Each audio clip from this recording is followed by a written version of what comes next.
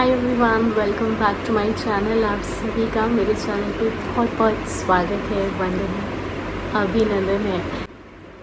So as you all know, title से आप समझ ही गए होंगे कि आज का वीडियो किस बारे में होने वाला है। So it's all about your questions, your queries related to the facial hair and the laser treatment I am going through.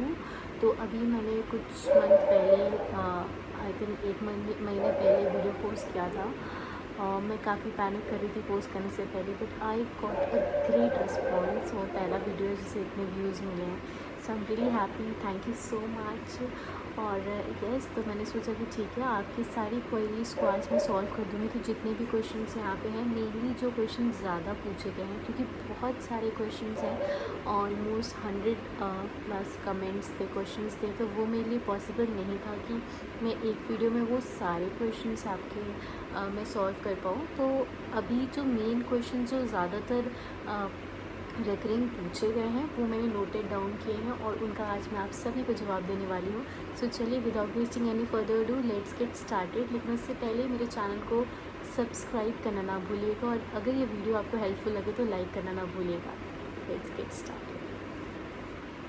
Okay, so before I start with your questions, मैं आपको दिखाना चाहूँगी कि अभी मेरी करंट सिचुएशन क्या है। आज है 13th ऑफ अप्रैल और 18th को मेरा थर्ड लेज़र होना है, तो मैं आपको शो करना चाहूँगी। ये आप देख सकते हो, अभी बिल्कुल भी ग्रोथ नहीं आई है, कहीं हल्की हल्की सी हेयर्स है यहाँ पे, और अपर लिप मैंने क्लीन किया है, सो इस वजह से अपर लिप पे भी नहीं है, बहुत थोड़े थोड़े से हेयर्स थे।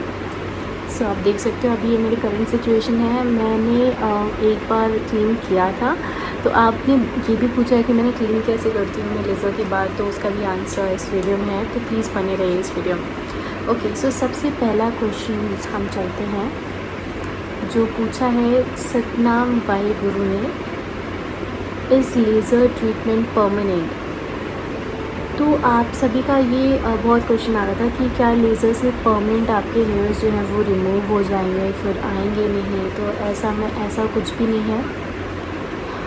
Laser is not a permanent solution.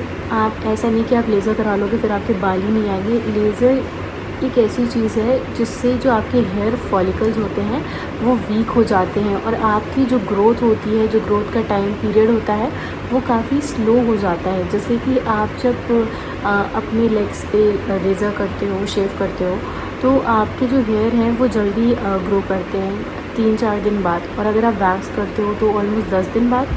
अगर आप लेज़र ट्रीटमेंट पे जाते हैं तो ऑलमोस्ट वो धीरे धीरे वो जो टाइम पीरियड होता है ना लेज़र ट्रीटमेंट का, वो बढ़ता रहता है। तो जैसा कि मैंने आपको बताया था कि फ़र्स्ट टाइम जब मैंने कराया, पहला जो मेरा लेज़र ट्रीटमेंट था, उसमें मेरे बाल आए थे 10वें दिन पे, फुल ग्रोथ आ गई थी, फुल ग्रोथ। और सेकेंड लेज़र ट्रीटमेंट में मैं कहूँगी 15 दिन पे ऑलमोस्ट थोड़े थोड़े आने स्टार्ट हुए। तो ऐसे ही होता है कि आप जब 5-4 सेटिंग करा लोगे तो उसके बाद जो हेयर ग्रोथ होती है ना, वो स्लो डाउन हो जाती है। तब फिर एक ऐसा टाइम आएगा कि आपको 6 महीने पे एक बार कराना पड़ेगा, और साल में एक बार कराना पड़ेगा, 2 साल में एक बार कराना पड़ेगा।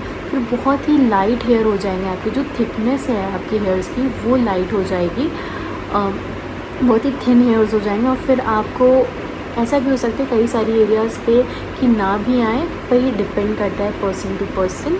किसी किसी का एकदम ही गायब हो जाता है, एकदम ही लाइट हो जाते हैं बाल, और किसी किसी की ग्रोथ आती है हल्की हल्की, तो उन्हें जो है वो सेशंस लेते रहते हैं वो लोग, उन्हें लेना ज़रूरी रहता है, क्योंकि उनकी हेयर ग्रोथ काफ़ी होती है। और ये डिपेंड करता है हार्मोन्स पे भी कि आपके हार्मोन्स कैसे हैं।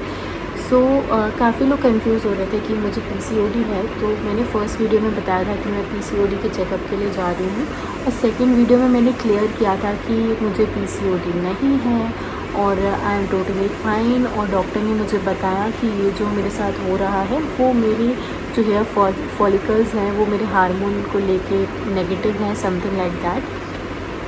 So I hope Satnam Waheguru, मैंने आपके क्वेश्चन का आंसर दे दिया है। Laser is not permanent solution, but हाँ, ये आपके हेयर फॉलिकल्स को बहुत ही लाइट कर देता है और उन्हें बर्न करता है। तो जो आपकी हेयर ग्रोथ है वो बहुत स्लो हो जाती है, बाल एकदम हल्के हो जाते हैं, और एक टाइम ऐसा आता है जब आपको कराने की ज़रूरत ही नहीं पड़ेगी, मतलब इतने लाइट हेयर्स होंगे और जहाँ पे आपके 1000 बाल है वहाँ पे 10 बाल होंगे, ऐसा होता है। ओके, सो जो दूसरा क्वेश्चन है वो है तान्या की तरफ से, do laser make the area rough and pigmented? No Tanya, this ऐसा कुछ भी नहीं होता है। लेज़र से कोई भी आपकी एरिया रफ़ नहीं फील होती, पिगमेंटेशन नहीं होता। इनफैक्ट आप जहाँ पे लेज़र कराते हो वो एरिया और भी अच्छी हो जाती है, फेयर हो जाती है, ग्लोइंग हो जाती है, मैं ऐसा कहना चाहूँगी। और रफनेस, हाँ रफनेस आपको तब होगी जब वो शेव करेंगे, क्योंकि जब भी लेज़र होता है तो शेविंग पहले होती है, तो ड्राई शेविंग की वजह से आपको इचनेस फील हो सकती है। और ये सिर्फ उसी टाइम पीरियड तक रहता है जब तक ऑलमोस्ट 1 घंटे तक लास्ट करता है, मतलब वो आपको रफनेस की। उसके बाद वो कूलिंग जेल लगाते हैं, बहुत सारी चीज़ें लगाते हैं, आइसिंग पैड लगाते हैं, तो वो रफनेस भी आपको फील होना बंद हो जाती है। और स्टिल अगर आप लोग कराते हैं और आपको फिर भी फील होती है तो आप घर जाके एलोवेरा जेल लगा लीजिए। ओके, जो थर्ड क्वेश्चन है वो है Tarun Soni, I think I have pronounce the right name. After laser